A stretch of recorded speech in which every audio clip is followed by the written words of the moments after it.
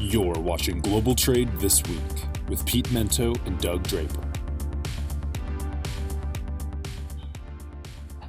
Hello, everyone, and welcome to another edition of Global Trade This Week. I am your host, Doug Draper, coming to you from a hotel room in the beautiful city of Fresno, California. And on the other side, literally this time, it's on the other side of the country from where I am, is my good friend, partner in crime, Mr. Pete Mento. Pete, how's it going? Good, Doug. Doug, you love our audience so much that you woke up this morning, you took a shower, you got dressed. We up at 5 a.m. today to get ready for the show. Is that what you did? Yeah, it's 6 a.m. I got to have my butt in the chair. So dedication for our viewers at Global Trade This Week. Yeah, that's love, pal. That's love. Like, I mean, it's still 9 o'clock for me. I like a regular day. I went and got my hair cut this morning. I went and saw the barber and, Seriously? This is nothing. Oh, yeah. What time I is your still barber? have some hair, Doug. I still have some hair. What time does the barbershop open where you're from?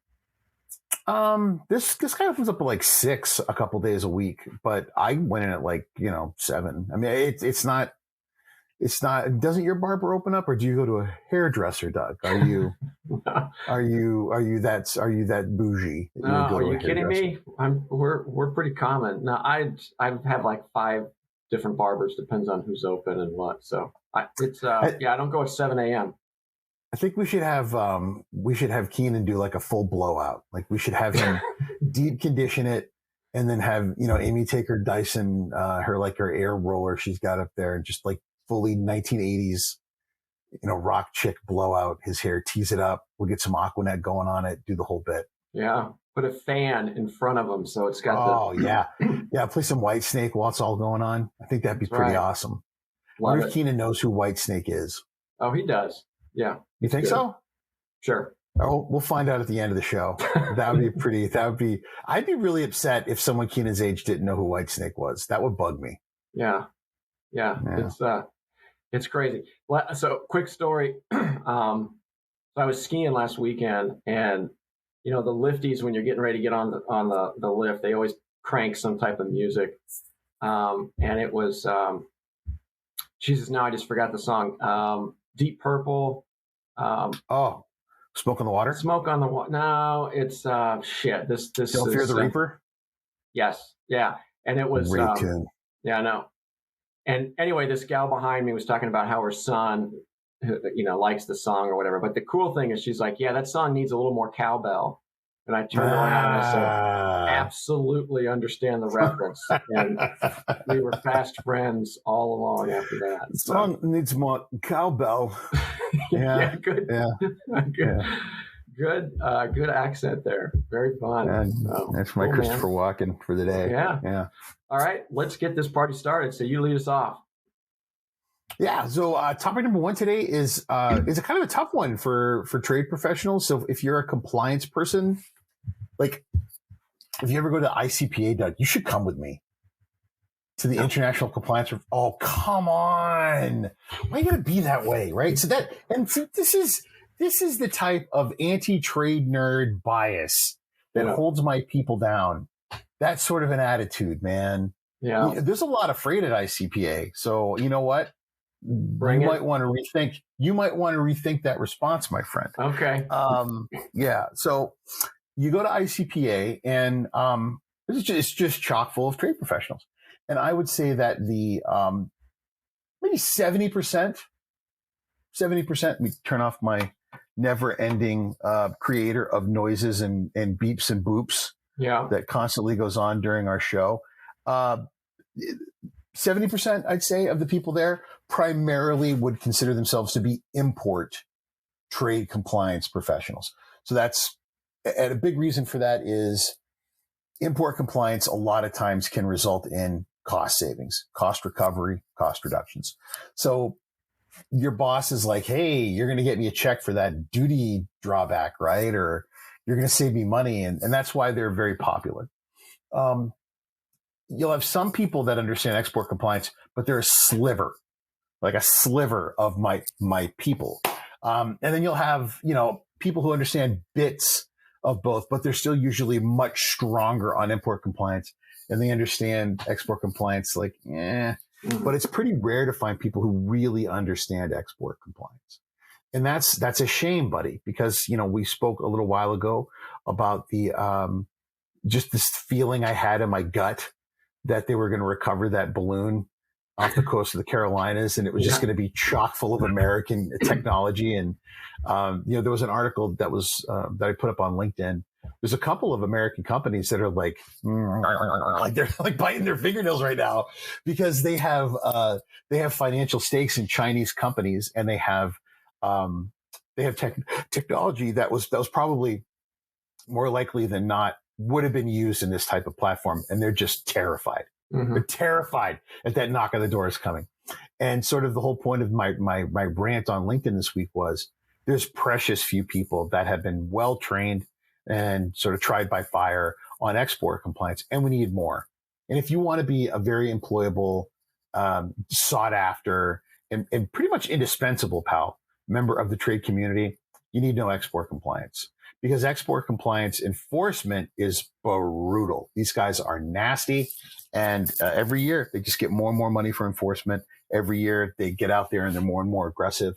And I think because of our heightened stance that we have right now with the Chinese, you're going to see them out in the marketplace, out in the environment, just being tougher and tougher on exporters. So consider this, your double secret probation final warning, folks. Mm-hmm. If you don't know a lot about export compliance, you need to learn it. If you're in a position where you can hire people, do it. And Doug, man, come to ICPA with me. These people are fun. Mm-hmm. I know you don't think so, but they're fun. They're fun people.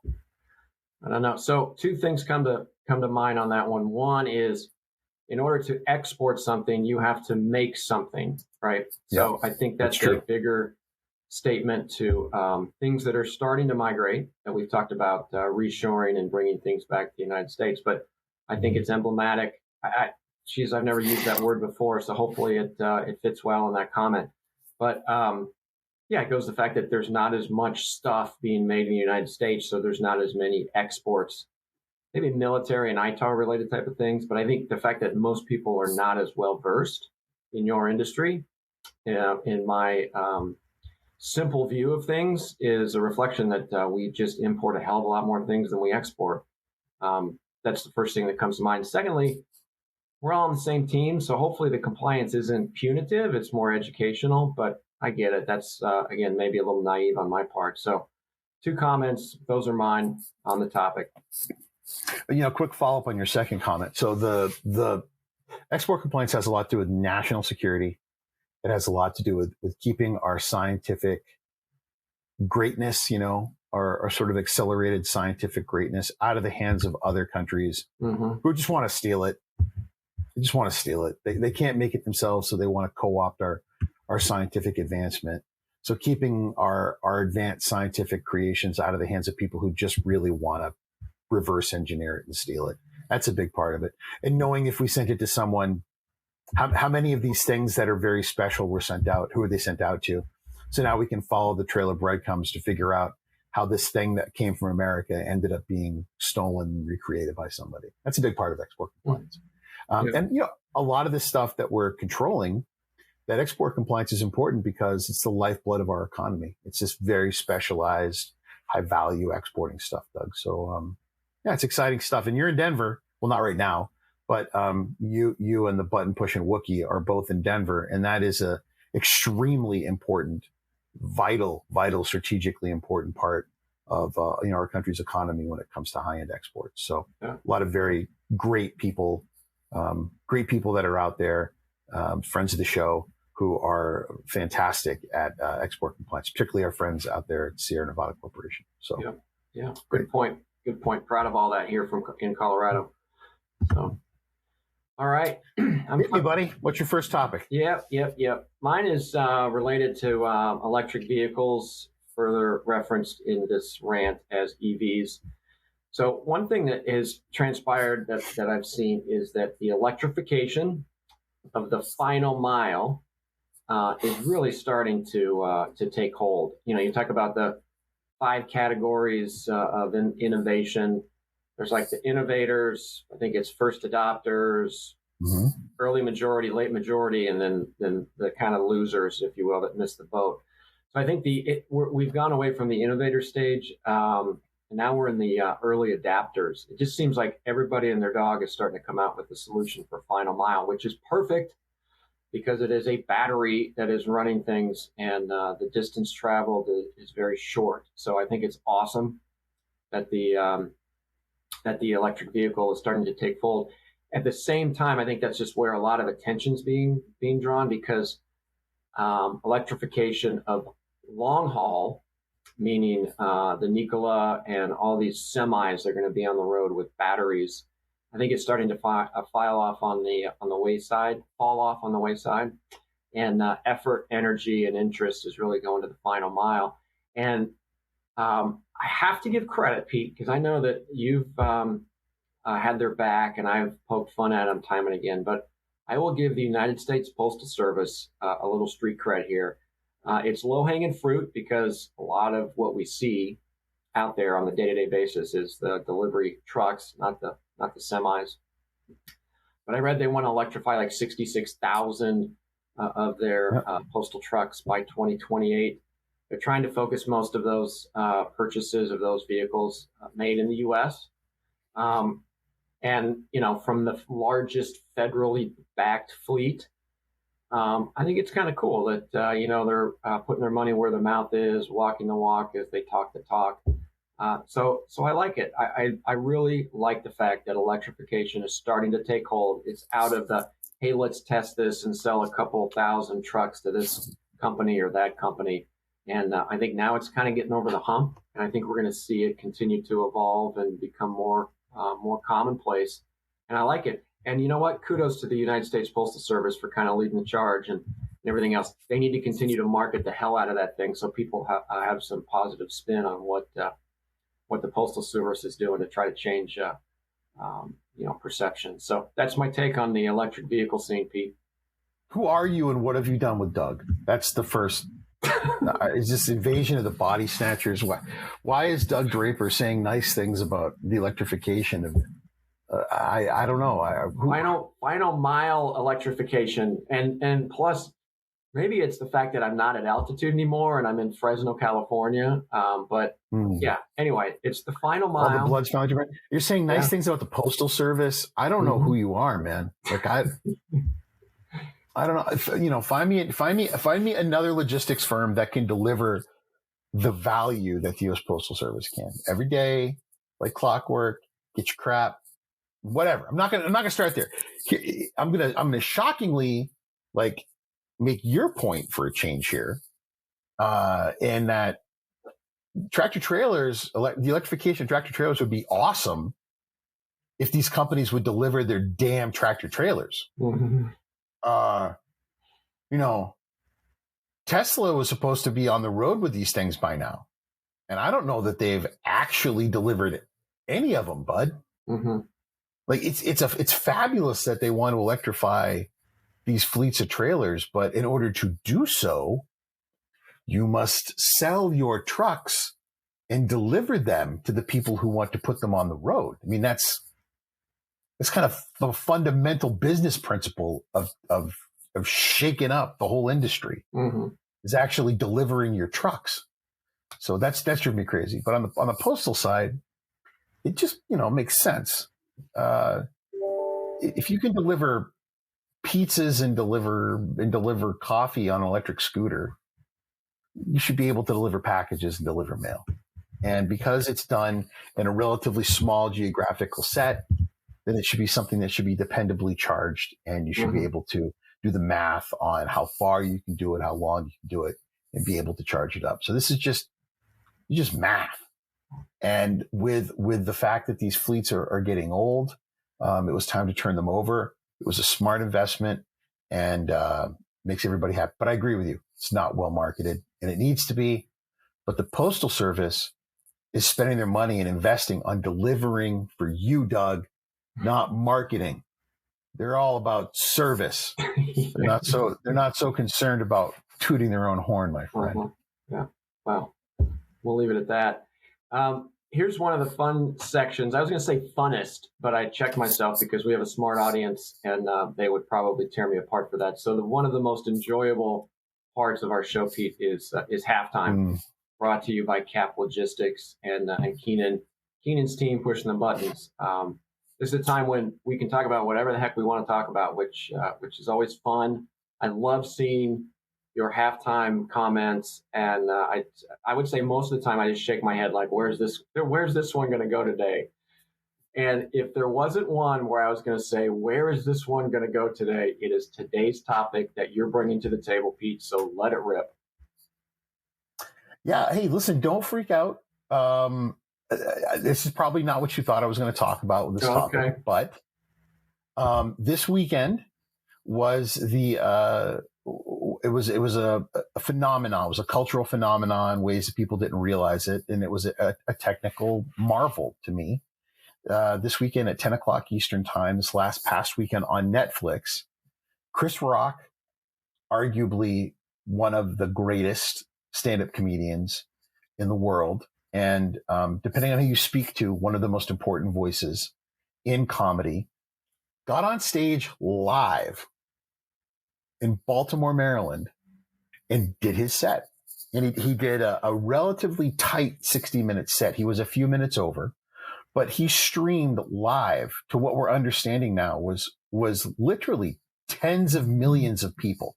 We don't have the final numbers yet, but they're saying that it was somewhere in the neighborhood worldwide of somewhere in the neighborhood of 50 million people watched that live. Mm. Okay, so 50 million people watched this man do a live set. And by his own admission, he flubbed up one joke, but still 50 million people or so watched it live. And then who knows how many people, or 50 million streams, how many people watch it live after that. And it went off pretty darn well and technically without a hitch. Now you were probably worried I was going to talk about the content of the show, which is not what I'm going to do today. What I'm talking about more importantly is this was a fabulous way for people to see live comedy. Since the pandemic, one of the problems that we have had in the comedic world is that folks are not going to see live music. They're not going to see live theater, and they're certainly not going out to see live comedy. If you have not seen Chris Rock's show, watch it and watch it live. There's a high wire act that comedians have to do when they're up on stage. There's a high wire act that live theater and live music does as well.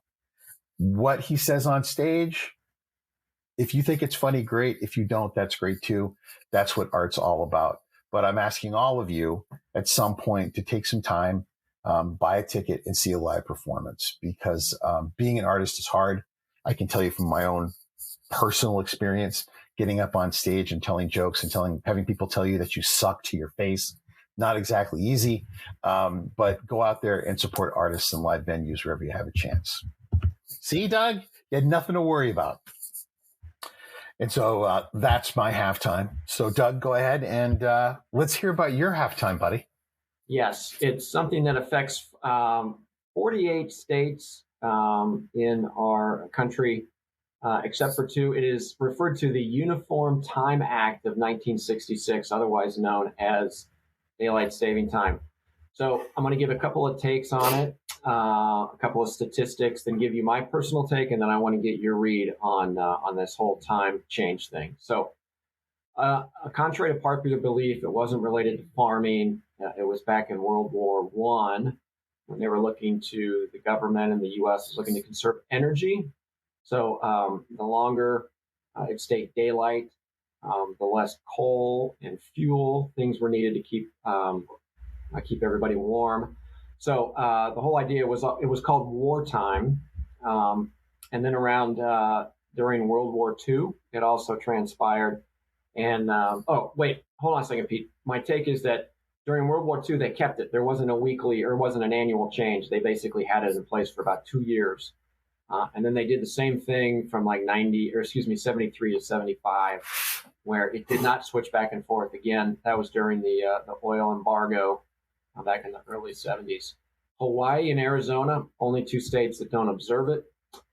65% of the year is actually on daylight saving time.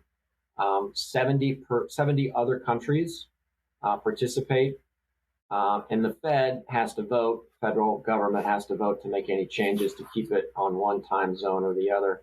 And the one thing here, Pete, is it's called daylight saving, singular, daylight saving time, not daylight savings time, which I know most people just kind of rifle through. So here's my take. I could really care one way or another. You know, people talk about the sleep and how it's important and it screws up your system and whatever. Has anybody ever heard of jet lag? Right? And people travel a hell of a lot more than one time zone, and everybody still survives and everybody changes their sleep. So, you know, I don't really care one way or another. You could argue for both sides of it. So I don't care enough to make it a topic or a comment. I wanted to make it some awareness today. But Pete, what's your take on daylight saving time? Yeah. So I've an interesting take on it. First of all, it makes me very happy at one point of the year when I go to church every Sunday, and then immediately after church, Amy and I go to the same diner every Sunday. And that Sunday, it's not as crowded because people oversleep. And it makes me happy because, as you know, I hate large crowds of people. And then I also love it when I'm flying on a Sunday and everybody has forgot to set their clocks back and nobody's on the plane because they all missed their flight. So I like that part of it as well. So those are both instances where daylight savings making people's lives miserable makes me happy. I do hate the darkness of winter. Any way that we could bring some extra light into my life would be lovely. The whole timing thing in the world, like China has one giant time zone across all that geography. The fact that Arizona just sort of like sticks their middle finger up to the whole country and Hawaii do, I kind of like that. Being a guy from New Hampshire, I kind of wish we did the same thing. I don't see the point of it anymore. So I'm not sure why we continue to do it. The whole time zone thing is like India, I think, is 10 and a half hours ahead of us. 10 and a half. 10 and a half, Doug. Not 10, not 11, 10 and a half hours, which has always been a pain in my ass every time I fly over there. Yeah. So time zones and all the rest of it always annoy the crap out of me, but I don't understand the whole point of daylight saving anymore. I'm not sure why we do it other than to frustrate me twice a year on Sunday when I get up for church, because either I'm tired or I wake up for no good reason and have an hour with nothing to do. Yeah. Well, here's the deal, and then we'll jump over, is that, you know, you want more daylight. It is called the solar system, and it doesn't matter when we put the extra hour, the amount of daylight is going to be the same. You can spin it and move it one. Listen, smart ass. There is no more daylight to be grabbed. It's just changing the time. Listen, smart ass. I had to like, you know, be in St. Petersburg, Russia when the sun didn't go down for weeks. Okay. So kiss my ass. And I've had to be, you know, all over the Nordic countries when the sun doesn't go down, and I go, and then it goes in the other direction and the sun doesn't come up. So yeah, I understand the tilt of the earth and all the rest of it. All right. So some of us weren't going to college, living in the frat house, doing beer bongs. We were actually in school learning about how the stars all work. So I understand all of that, but to a degree, that extra hour would make a difference in both the beginning and the end of this. And don't make me go all scientific on you there, sales guy, because I'll do it. Fair enough. Right? I can't wait for the comments on this one, because you are going to get roasted like Planter's nuts, because it does make a difference in the beginning and the end of this. All right. So that will thank you again to our friends at Cap Logistics for giving me an opportunity to be a total prick to Doug at the end of halftime this week, for calling me out on science. And as always, to learn more about our friends at Cap Logistics, go to caplogistics.com. That brings us to the second half of this week's show, whereupon I am going to lose it. Doug was worried that I was going to lose it on the Chris Rock special. I didn't. I was fine. Yeah. I'm going to lose it on this. So if you've been watching the news recently, we've had like 2 high-profile derailments. One that was like terrifying in Ohio, where people's houses, you may never be able to go back to them, and the government saying one thing and people saying the other. That's a whole other show that we don't do on this show. But the Secretary of Transportation finally goes out there, and there's some questions about, is this a regulatory issue? Is this an infrastructure issue?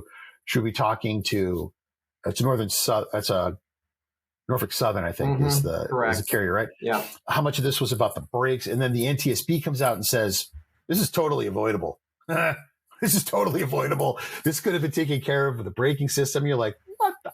Like, and then you're watching all of this. And then I'm listening to other podcasts and I'm kind of not paying attention to it. I'm doing work. I'm doing this e-commerce stuff at work. And I hear in the background, like someone's talking and you're not really paying attention. Then you hear, there were 1,700 derailments in 2021. You're like, what? And like, I stop what I'm doing and I start listening. We, in America, we average around 1,000 a year, Doug. Most of these are not catastrophic. Most of these are during the course of rail yard movements, but about 1,000 a year. And we lead the modern world. Like, we lead the industrial world. We're worse than any other one of the G8 countries at this because they're better at rail than the United States. Like, we suck at derailments. And if you ask anybody in rail, which I did this week, why, they'll tell you it's a mixture of infrastructure, of using older technology because of the infrastructure, and regulation, just not being held to a higher standard. And the higher standard will force us to make better infrastructure and to use higher technology in our rail engines. And I'm just thinking, how do we not talk about this all the time? Like, all the time, Doug. And then it gets me in the whole pipeline thing. Like, why aren't we moving these chemicals more through pipelines? And Doug, this is a big deal, man. And you and I have spent the better part since the pandemic, like 2 years, just waving the flag for rail, just like being, we're like the rail brothers, for God's sakes. And now I'm like, well, hold on a second. Should we have like a national conversation about rail safety? I don't know. Maybe we should. Yeah. Here's my take on that one, Pete. 100% rail safety, any type of transport safety is that's critical. Impossible. But you could insert trucking every time you said rail and train, right? Yeah. And it's the nature of the beast. So you pulled some stats. So I pulled a couple of stats this morning. So there's 3. This is what I pulled, and I can't remember the name of the site. So we don't need to cite our sources, Pete. That's the beauty of the show. 388,000 truck accidents last year. 40,000 had some sort of fatality with it, right? There's not 40,000 news spots about trucking. And so I think the high profile nature of this one has shed a light on some opportunities for additional safety. And I think the same thing could be said for the trucking industry. Every single person wants safe transit. Every single person wants their goods to get from A to B in a safe and compliant measure. And I think these come to light when there's catastrophic situations that come up. But there's still a lot of wrecks and crashes and derailments. They're just not of this epic scale. So I get it. We should talk more about rail, but in the big picture, it's a pretty small percentage. That does not negate what has transpired and the requirement of safety and the tragic nature out there in Ohio with these 2 derailments. But you could insert truck every time you said train and potentially have the exact same conversation. I think where I would caution us to be a little too comfortable with that is the difference is, so, as I've mentioned on the show before, my mother died when she was hit by a tractor trailer driving her car in South Carolina. And that is what makes this conversation a little different. Rail is a contained environment, right? So how many rail accidents happen outside of that contained environment? How many rail accidents are at a crossing? That would be an interesting conversation where there was a car or a truck or a pedestrian involved, as opposed to how many of those truck accidents happened were just purely truck hits an inanimate object, truck, falls over, jackknifes, truck has a truck incident. I think trucks are probably equally when there's not a vehicle involved, the passenger vehicle involved. I would be very interested to see just how incredibly safe tractor trailers are in that environment as opposed to passenger cars. And that's, for a guy whose mother died in an accident with a tractor trailer, it's pretty interesting to say. But I would be fascinated to see what those numbers look like, because I would imagine that a number of those accidents probably happened with a passenger vehicle or associated with a passenger vehicle or an inanimate object. So it'd be fascinating to see what those numbers look like. But you're absolutely right, Doug. We want safety in every single format. And I'll raise you, Doug. I bet maritime is even lower, statistically speaking. I bet maritime accidents and maritime casualties are significantly lower than rail. And as far as like the amount of cargo that gets where it needs to be and isn't spilled or lost or on fire or water damaged compared to rail and over the road. I'll bet pipeline's even better. Yeah. Well, I'm sure you're okay. Pete, I'm going to rifle through this one because the internet access at our Best Western Hotel in Fresno seems to be marginal. Yeah. So you've been cutting out, and I'm kind of like just rolling with it. So I'm going to hound this one, and I'm going to keep it super short just to make sure. But I love Fedex new sales strategy. It has nothing to do with rates, has nothing to do with service. It's about creating doubt and fear. I just saw this yesterday that there's a potential UPS strike coming this summer. And there is outward communication from FedEx to its customers, essentially saying, switch your UPS shipments to FedEx before March 31st to ensure volume prioritization. Don't wait before it's too late. That is an actual sentence used in that email. Don't wait until it's too late. And I guarantee that they're going to bring on some new business. There's going to be a little bit of a panic and concern. You know what? So part of me is like, is that kind of an uncool move? Or is this business? And you're out there to grow the company and do what it needs to take. And my comment is it's the latter, right? I'm good. Use your advantage any way you can to grow your business and your shareholders and blah, blah, blah, blah. But I don't have a problem with it. There is truth in that statement. Will UPS go on strike?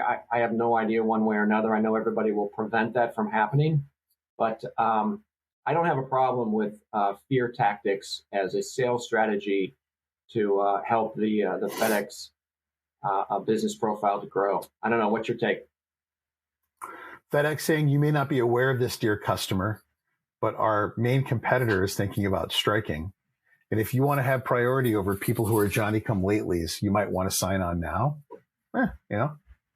If they follow through with it, it's a hell of a business tactic. I would feel a little leverage though, Doug. I'm a dirt chewing hippie, and I don't like people screwing with me like that. So if I went on board with them and there wasn't a union strike and I got messed with a little bit, I think I'd feel a little crappy. I don't know.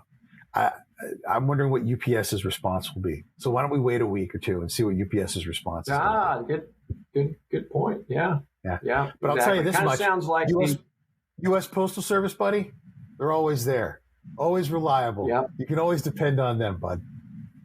Yeah. And with that, and with Doug's crappy internet connection, that's going to do it for us this week at Global Trade This Week, brought to you by our good friends at Cap Logistics. To learn more about them, you can visit their website at caplogistics.com. As always, we do appreciate their support bringing on this show. Thank you, Doug, for waking up super early and using your hotel's crappy internet to record the show. Thank you, Doug. Thank you, Keenan, for being back in the booth. And we'll see everybody again next week on another edition of Global Trade This Week. See you, everybody.